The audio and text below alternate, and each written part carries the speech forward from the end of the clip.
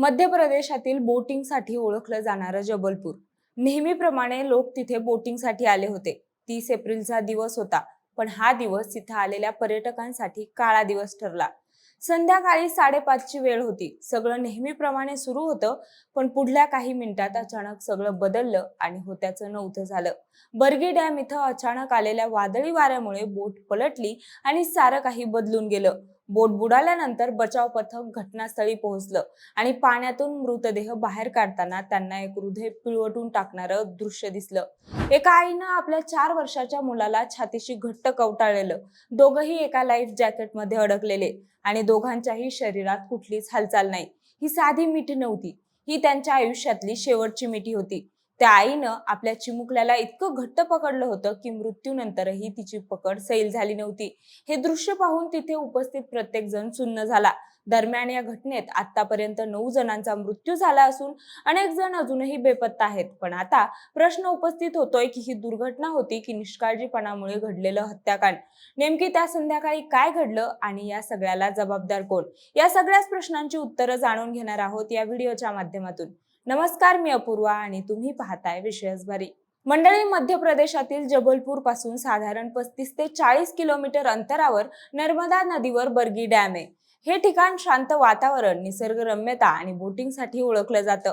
मध्य प्रदेश पर्यटन विभागाकडून इथे पर्यटकांसाठी बोटिंगची व्यवस्था करण्यात आलेली आहे आणि दररोज अनेक लोक इथे फिरायला येतात. घटनेच्या दिवशी गुरुवारी संध्याकाळी 5:30च्या सुमारास साधारण 40 ते 45 प्रवासी एका बोटीतून फेरी मारत होते.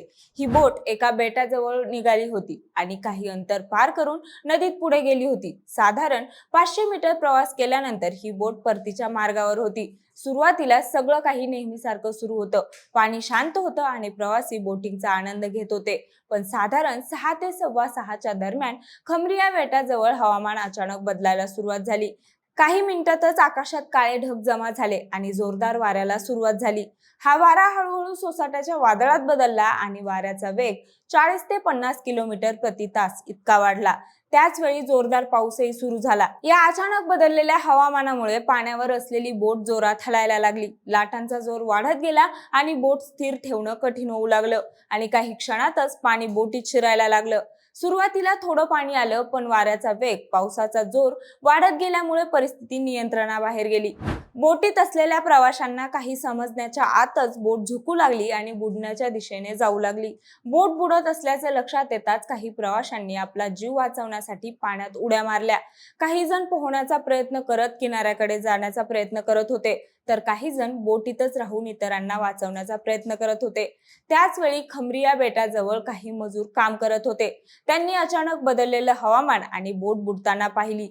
कुठलाही विचार न करता त्यांनी आपला जीव धोक्यात घालून पाण्यात उड्या घेतल्या. या मजुरांनी बुडणाऱ्या प्रवाशांना वाचवण्यासाठी मदत सुरू केली आणि काही लोकांना किनाऱ्यावर आणण्यात यश मिळवलं. त्यांच्या या धाडसामुळे काही जणांचे प्राण वाचले. दरम्यान घटनेची माहिती स्थानिक प्रशासनाला देण्यात आली. माहिती मिळताच जिल्हाधिकारी, पोलीस अधीक्षक आणि SDRFची टीम घटनास्थळी दाखल झाली. पण त्यावेळी हवामान अजूनही खराब होतं. जोरदार वारा, पाऊस आणि अंधार यामुळे बचाव कार्यात मोठ्या अडचणी निर्माण होत होत्या. तरीही बचाव पथकांनी पाण्यात उतरून शोधकार्य सुरू केलं. रातभर चाललेल्या या ऑपरेशनमध्ये बचाव पथकांनी प्रयत्न सुरू ठेवले. पाण्याच्या मध्यभागी अडकलेल्या लोकांचा शोध घेतला जात होता. अनेक तासांच्या प्रयत्नांनंतर काही मृतदेह बाहेर काढण्यात आले आणि काही लोकांना सुरक्षित बाहेर काढण्यात यश आलं. गुरुवारी रात्रीपर्यंत 4 मृतदेह बाहेर काढण्यात आले आणि काही जणांना वाचवण्यात आलं. पण अजूनही अनेक प्रवासी बेपत्ता होते. त्यामुळे दुसऱ्या दिवशी सकाळी पुन्हा मोठ्या प्रमाणावर बचाव कार्य सुरू करण्यात आलं. शुक्रवारी सकाळी NDRF आणि भारतीय सेनेच्या टीमही घटनास्थळी दाखल झाल्या. या सर्व टीम्सच्या संयुक्त प्रयत्नांमुळे बचाव कार्याला वेग मिळाला. पाण्यात शोध मोहीम अधिक तीव्र करण्यात आली आणि बेपत्ता लोकांचा शोध सुरू ठेवण्यात आला. या सगळ्या प्रयत्नांमध्ये आतापर्यंत 24 जणांना सुखरूप बाहेर काढण्यात यश आलंय, तर 9 जणांचे मृतदेह सापडले आहेत. मात्र काही जण अजूनही बेपत्ता आहेत आणि त्यांचा शोध सुरू आहे. या संपूर्ण बचाव कार्यादरम्यान सर्वात वेदनादायक दृश्य म्हणजे आई आणि तिच्या 4 वर्षाच्या मुलाचं.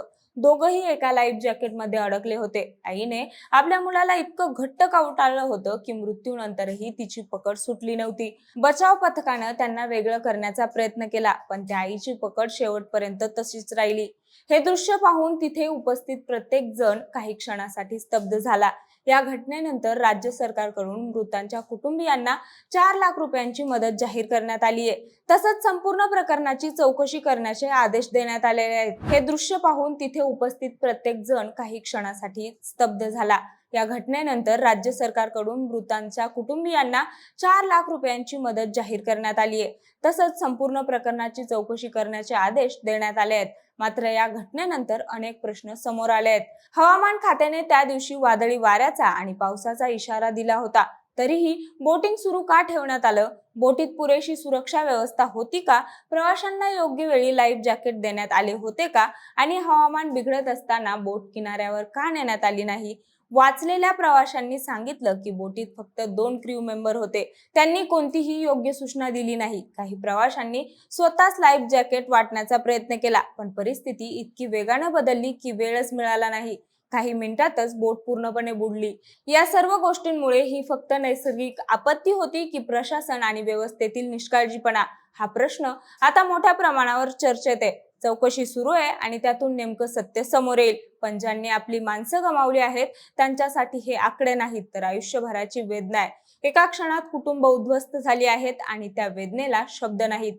ही घटना आपल्याला एक मोठा धडा देऊन जाते. निसर्गाच्या इशाऱ्यांकडे दुर्लक्ष केलं तर त्याची किंमत खूप मोठी असते आणि व्यवस्थेतील छोटी चूकही किती मोठी शोकांतिकेत बदलू शकते, हे या घटनेनं पुन्हा दाखवून दिलंय. बर्गी डॅम दुर्घटनेबद्दल तुम्हाला काय वाटतं? हा फक्त अपघात होता की निष्काळजीपणामुळे घडलेली मोठी शोकांतिका? याबद्दल तुमचं मत आम्हाला कमेंटमध्ये नक्की सांगा आणि सोबतच आपल्या विशेष वारीच्या YouTube चॅनलला सबस्क्राईब करायला विसरू नका. धन्यवाद.